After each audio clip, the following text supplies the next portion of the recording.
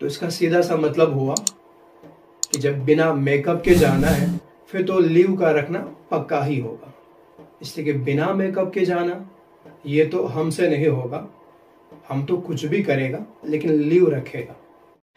ये एक साहिबा है, ये लिखती है कि कुछ वक्त पहले मेरी तलाक हो चुकी है और मैं अपने घर में हूँ और मैंने सुना है कि इद्दत शौहर के घर में गुजारनी ज़रूरी है, तो क्या ये सही है? मुझे इस सिलसिले में पूरी तफसील बता दें। जी हाँ बहना, आपने जो सुना है बिल्कुल सही सुना है। इद्दत शौहर के घर में गुजारनी वाजिब है। हमारा जो समाज है, मैं अपने समाज की बात करूँ, अपने कश्मीर की, कि तलाक से पहले चूंकि लड़ाइयाँ हो चुकी होती हैं तो वो पहले ही अपने मैके जा चुकी होती हैं। इसी तरह हमारे इदारों में भी जब कभी तलाक की नौबत आई तो वो अपने मैके वालों के साथ अपने मैके चली जाती हैं, इद्दत अपने शौहर के घर में नहीं गुजारती। ये कुरान करीम की सरी मुखालफत है। कुरान करीम ने फरमाया ला तुखरिजूहुन्ना मिन बुयूतिहिन्ना वला यखरुजन, न ये औरतें इद्दत के दौरान खुद घर से निकले और न आप इनको निकालो। और आगे फरमाया वतिल का हुदूदुल्लाह, ये रब के हुदूद है, रब के कवानीन है। वमन यतअद्दा हुदूद अल्लाह, और जो रब के इस तरह के कवानीन को फलांगता है, इस तरह के हुदूद को फलांगता है, फ़क़द ज़लम नफ्सा, तो वह अपने लिए बहुत बड़ा जुल्म खड़ा कर रहा है। इसलिए आप चंद बातें याद रखें, जिन्हें भी इद्दत का मामला हो चंद बातें याद रखें। पहली चीज़ कि ये देखा जाए कि तलाक हुई है या शौहर मरा है। अगर तलाक हुई है तो फिर अगला स्टेप सरी है या यानी रजी है या तलाक बाइन है। अगर तलाक रजी है, चूंकि फिर निकाह ख़त्म नहीं हुआ तो वो जिस तरह रहना चाहे रह सकते हैं। लेकिन अगर तलाक बाइन है या 3 तलाक़ें हुई हैं या इसी तरह लड़की ने खुला किया, फिर चूंकि निकाह ख़त्म हो चुका है, वो आपस में गैर महरम है, इसलिए इस चीज़ का लिहाज रखना ज़रूरी है। लिहाजा फिर ये देखा जाए कि अगर घर बड़ा है, औरत तन्हा किसी कमरे में रह सकती है, दिया जा सकता है अलग से कमरा, तो फिर ठीक है। लेकिन अगर घर छोटा है और इसी तरह शौहर वो दीनदार टाइप का नहीं, यानी वो जायज़ नाजायज़ को मानने वाला लगता नहीं, फासिक तरह का है, तो उस सूरत में फिर औरत का अगला सेटअप ये होगा कि फिर शौहर ही घर से निकल जाए, औरत को ना निकाले। कुरान करीम ने औरत को निकालने से भी मना किया और औरतों को निकलने से भी मना कर दिया। लिहाजा मर्द का निकलना उतना बुरा नहीं है, वो कहीं भी अपना वक्त गुजार सकता है, ये तो औरत को घर से ना निकाले। लेकिन अगर मर्द खुद निकलने के लिए भी तैयार नहीं और वहां रहने की गुंजाइश भी नहीं, तो फिर उसके बाद का सेटअप ये होगा कि फिर अब औरत वहां से निकल तो जाए, लेकिन अब जगह का इंतखाब ये मर्द का हक होगा। यानी औरत ये नहीं कह सकती कि जी आप यहाँ रहने नहीं दे रहे या खुद भी नहीं निकल रहे तो अब मैं अपने मौसी के यहाँ जाऊंगी, अपने चचेरे भाई के यहाँ इद्दत गुजारूं। नहीं जी, अब ये जगह का इंतखाब कि आप कहाँ इद्दत गुजारेंगे, इस जगह का इंतखाब ये मर्द का हक होगा। इसी तरह अगर उसने किसी ऐसी जगह का इंतखाब किया जहाँ किराया देना पड़े तो उस घर का किराया भी मर्द ही पे होगा, बल्कि वहाँ रिहाइश के लिए अगर कुछ ज़रूरी सामान लाना पड़ रहा है उसका खर्चा भी मर्द ही को देना होगा।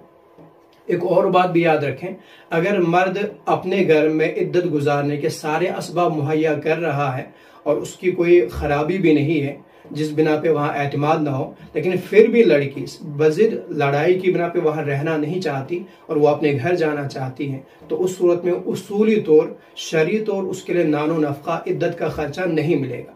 अब अगर कहीं दिलवाया जाता है या कभी दिलवा देते हैं हम, तो वो सिर्फ सुलह के तौर पे होता है, झगड़े को ख़त्म करने के लिए या सिचुएशन को देखते हुए लड़की के नुकसान को कम से कम रखने के लिए, उसके नुकसान की तलाफी के लिए होता है। वो सिर्फ सुलह और रजामंदी के तौर पे होगा, उसूली तौर पे उस सूरत में नानो नफ़का नहीं मिलेगा। ये था अगर तलाक हुई हो। और अगर शौहर मरा है तो वहाँ पर भी ज़रूरी है कि वो उसी घर में इद्दत गुजारे। हाँ, अगर वरासा वहाँ रहने ना दे और इसी तरह औरत को शौहर की तरफ से जो वरासत में हिस्सा मिल रहा है वो उतना ना हो जिसमें इद्दत गुजारी जा सके, रातें गुजारी जा सकें, तो फिर वो वहाँ से निकल सकती है। और अब जगह का इंतखाब खुद इस औरत की अपनी मर्जी होगी और उस पर जो कुछ खर्चा वगैरह आएगा वो भी इसी को देना होगा, यानी औरत ही को। वो न तो उसके वरासा से लिया जाएगा और न शौहर के तरके से लिया जाएगा। इसी तरह एक सवाल ये भी उठता है कि जो औरतें मुलाजमत करती है, तो क्या आया मुलाजमत के दौरान, इद्दत के दौरान वो मुलाजमत के लिए जा सकती है या नहीं जा सकती है। इसमें भी याद रखें, अगर तलाक हुई है, शौहर मरा नहीं, सिर्फ तलाक हुई है, तो उस सूरत में याद रखें कि अगर वो मुलाजमत कर रही है और उससे लगता है कि अगर मैं मुलाजमत छोड़ दूँ, इद्दत घर में गुजारने बैठूँ तो मुझे मुलाजमत से निकाला जा सकता है। मुलाजमत बड़ी अहम है, जैसे सरकारी मुलाजमत हो, या इसी तरह कोई बड़े लेवल की मुलाजमत हो, या इसी तरह आप कह दीजिए कि है छोटे लेवल की प्राइवेट मुलाजिम है लेकिन तनख्वाह का एक लेवल वो क्रॉस कर चुकी है, अब अगर वो उसको छोड़ती है तो उसके लिए बड़ा नुकसान होगा। तो उस सूरत में अल उज़्र तुबीहुल महज़ूरात, फिर वो मुलाजमत के लिए जा सकती है। अलबत्ता उसमें वो इतना याद रखें, जितना ज़्यादा मुमकिन हो वो अपने घर में वक्त गुजारने की कोशिश करें। लिहाजा अब अगला स्टेप उसका ये होना चाहिए, हर डिपार्टमेंट में कुछ ना कुछ दिन, कुछ ना कुछ कोटा रहता है लीव का। लिहाजा पहले वो कोशिश ये करे कि जितनी ज़्यादा लीव उससे मिल सकती हैं वो सारी लीव इन्हीं दिनों ले ले। उसके बाद वो जाए, जब लीव ख़त्म हो जाए उसके बाद जाए। लेकिन अब जब जाएगी तो वहाँ पर भी कोशिश करें जैसे उसके काम का वक्त ख़त्म हो जाए, चाहे वो प्राइवेट जॉब कर रही हो, मुलाजमत कर रही हो, या कहीं दुकानदारी है, इसी तरह किसी फैक्ट्री में काम कर रही है, तो जैसे ही वहाँ का वो मुलाजमत का वक्त ख़त्म हो जाए फ़ौरन घर पहुँच जाए।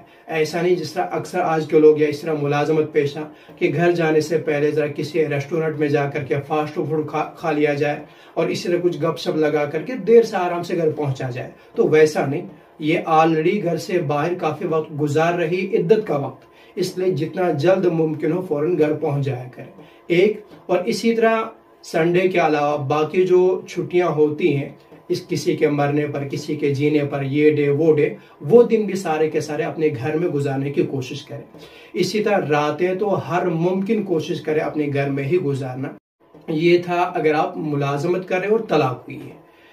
अच्छा, अगर तलाक ना हुई हो, शौहर मरा हो, तो फिर उस सूरत में वो दिन को जा सकती हैं।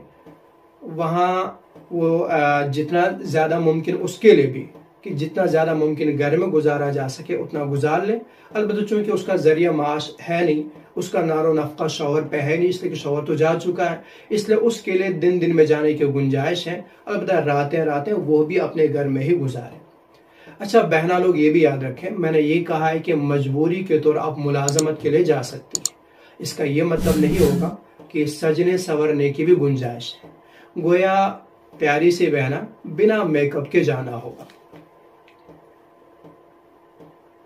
तो इसका सीधा सा मतलब हुआ कि जब बिना मेकअप के जाना है फिर तो लीव का रखना पक्का ही होगा।